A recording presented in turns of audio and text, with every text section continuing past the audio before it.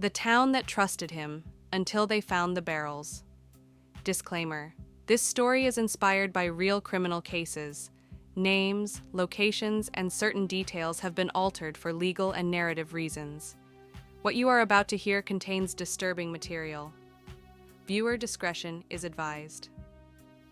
The lie. We all believe. In America, we grow up believing something very simple: that danger comes from strangers, that evil looks obvious, that monsters hide in dark places. But that belief has killed more people than fear ever has. Because the most dangerous killers in history didn't break into homes. They were invited in. This story is about a town that trusted a man so completely that when people started disappearing, they blamed everything except him, until one day, they opened the ground and learned the truth. The town that never locked its doors. In the late 1970s, there was a small rural American town tucked between highways and farmland. A place with one grocery store, one gas station, one police department with 6 officers. A town where people waved at passing cars, where kids rode bicycles after sunset, where neighbors borrowed sugar without asking, and where nobody locked their doors. Crime here was almost non-existent. No murders, no kidnappings, no serial violence. That's why no one noticed the warning signs. His name, for the sake of this story, was Daniel H. Carter. Locals called him Dan. Some called him Mr. Friendly. Dan was in his late 30s, average height, average build, brown hair, a smile that never seemed forced. He worked various jobs: handyman, delivery driver, warehouse labor. Nothing flashy, nothing suspicious. But what made Dan special was how helpful he was. He fixed fences for free, helped elderly neighbors with groceries, gave rides to people whose cars broke down, chatted with teenagers like he was one of them. Parents trusted him, police trusted him, church members trusted him, and Dan loved that trust. The first disappearance. The first person to vanish was Thomas Reed, a 41-year-old factory worker. He lived alone, routine life, routine job, routine habits. On a Wednesday evening in 1978, Thomas didn't show up for work the next morning. His supervisor called his house. No answer. Police were sent for a welfare check. Inside, they found dinner half-eaten television still on wallet on the table truck parked outside. There were no signs of struggle, no forced entry, no blood. Police ruled it as a voluntary disappearance. They said adults leave town all the time. The case was quietly shelved. Dan attended Thomas's small prayer gathering. He told people he seemed tired lately. Everyone nodded. The second disappearance. 3 months later, Evan Miller, a 17-year-old high school student, vanished. Evan worked late shifts at the grocery store. He usually walked home. That night, witnesses saw him talking to a man near the parking lot. A man offering him a ride. A man smiling. That man was Dan. When Evan didn't come home, his parents panicked. Search parties were formed, posters were printed. Police questioned Dan. He said, "Yeah, I talked to him. He said he was fine." Dan was calm, cooperative, friendly. Police ruled Evan a runaway. The town accepted it. Dan comforted Evan's mother at church. The third disappearance. The third disappearance changed everything.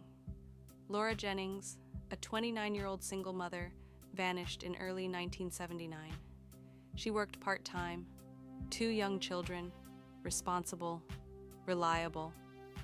She never missed picking her kids up. But one evening, she didn't arrive. Her apartment showed signs of planned departure, clothes, neatly folded bags packed, but her shoes were still by the door. Her children waited until midnight. Police were uneasy. This didn't look like a runaway.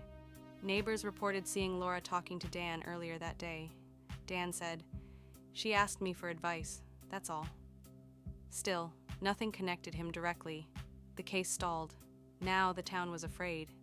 Over the next 3 years, people disappeared. A truck driver passing through, A divorced man with no close family, a young woman new to town. Different ages, different backgrounds, different lives, but one common detail was buried in reports. They all trusted Dan. He never forced anyone. He never abducted anyone. He invited them. What no one knew was that Dan lived two lives. By day, he was invisible. By night, he hunted. Dan believed he was superior, that some people were unnecessary, that society was weak for protecting them. He studied police procedures, watched news coverage, adjusted his methods.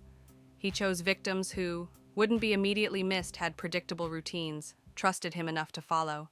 He never rushed. He planned. On the outskirts of town stood an abandoned industrial property, unused, ignored, forgotten. Beneath it was a sealed underground storage area. Dan discovered it years earlier and prepared it carefully. This was where the truth waited. In 1984, the property was sold. Workers began renovations. Within hours, they noticed a smell, strong, chemical, rotten. They drilled through concrete. What they hit was hollow. Inside were barrels, industrial, heavy, sealed. When the first barrel was opened, the room emptied. Police arrived. Paramedics vomited. Inside were human remains, preserved, organized. There were dozens of barrels. Missing persons reports were pulled. Timelines matched. DNA tests began. The truth was undeniable. The killer never left town. He never ran. He lived nearby. Dan Carter's name appeared repeatedly. Police knocked on Dan's door. He answered smiling. He didn't resist, didn't panic. He said, "I knew you'd come eventually." During interrogation, Dan showed no remorse. He spoke calmly, clinically. He said, "I removed what society wouldn't." To him, people weren't victims, they were choices. The trial lasted months. Families cried, neighbors testified, friends collapsed. The town learned the truth. Dan was sentenced to life imprisonment, no parole. The town never recovered. People moved, homes were demolished, names erased, trust died there. The most terrifying monsters don't hide. They blend in, they smile, they help. Because evil doesn't always look evil. Sometimes, it looks like someone you trust.